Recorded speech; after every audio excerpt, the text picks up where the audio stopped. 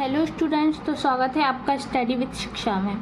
तो आज हम यूनिट 2 के वही आगे के टॉपिक्स कवर करेंगे जैसा कि हम सुबह की क्लास में पढ़ चुके थे, ट्रांसलेशन कम ग्रामर मेथड। तो इसी के आगे हम बायलिंगुअल मेथड पे आएंगे।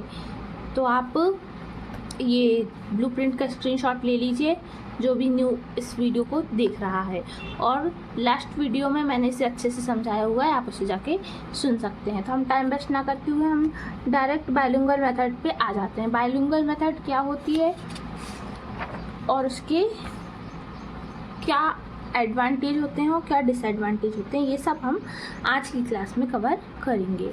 तो कल हमने ट्रांसलेशन कम ग्रामर मेथड पूरी कवर कर ली थी, आज हम बायलिंगुअल मेथड कवर करेंगे। तो बायलिंगुअल मेथड क्या होती है? It is a method in which language is taught with the help of two language. It is the method in which language is taught with the help of two language. कोई भी दो language की सहायता से तीसरी language को समझना ही bilingual method कहलाता है। अ स्टूडेंट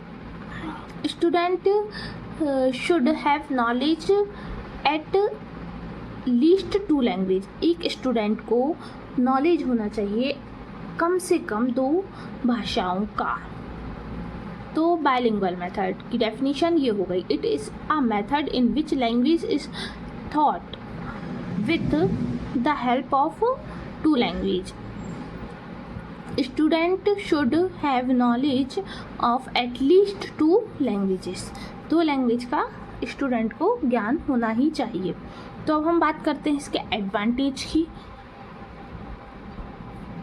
या फिर इसे मेरिट्स भी बोलते हैं। एडवांटेज ये मेथड नहीं, ये मेरिट्स है, आप इसे सही कर लेना।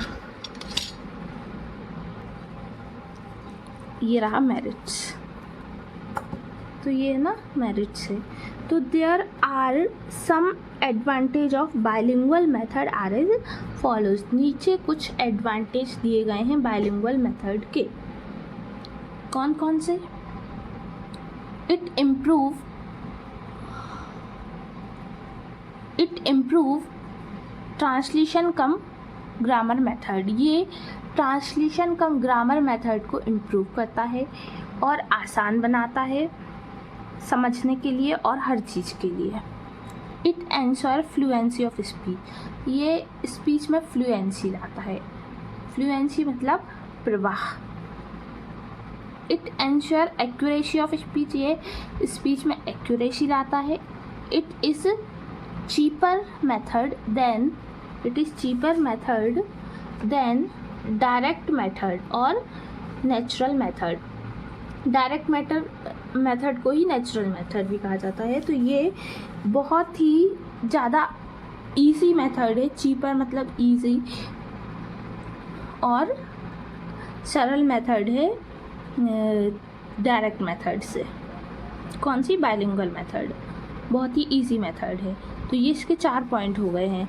और डायरेक्ट मेथड को ही नेचुरल मेथड कहा जाता है, ये याद रखना, क्योंकि अगर आपसे ये बोल दिया कि नेचुरल मेथड क्या होती है तो आप उसे बता सकें कि डायरेक्ट मेथड ही नेचुरल मेथड होती है। It is time saving method. ये समय को बचाती है।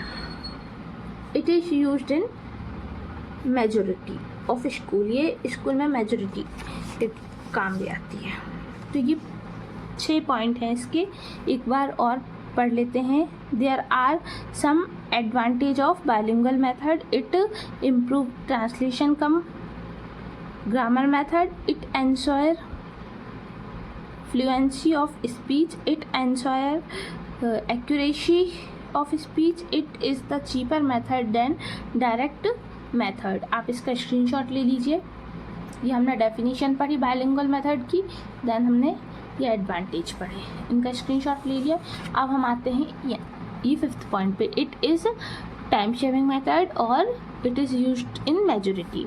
तो अब हम बात करते हैं लिमिटेशंस की। तो इसकी कुछ लिमिटेशंस भी है। क्या लिमिटेशंस है? लिमिटेशंस, डिमेरिट्स और डिसएडवांटेज, तीनों नाम में से किसी भी नाम में आ जाए अपन को यही पॉइंट लिखना है और ये सब सेम होते हैं। तो first,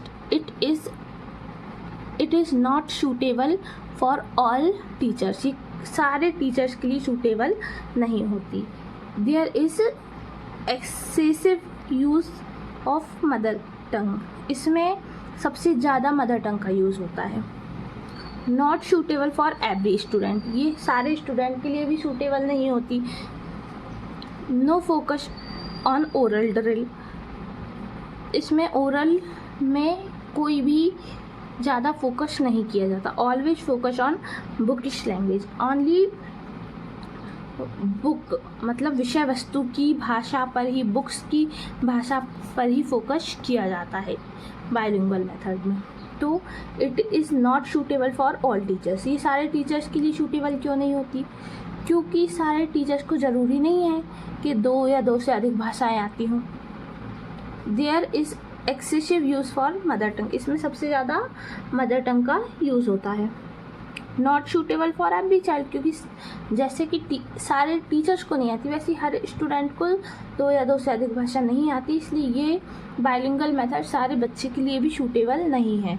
no focus on oral drill, इसमें ओरल पे ज़्यादा फोकस नहीं किया जाता। Always focus on bookish language, only books की लैंग्वेज पर इसमें ज़्यादा फोकस किया जाता है। तो ठीक है, हम ये क्लास यहीं पर ख़त्म करते हैं, मिलते हैं नेक्स्ट क्लास में। जब तक के लिए आप मेरी वीडियो को लाइक करें और मेरे चैनल को सब्सक्राइब करें।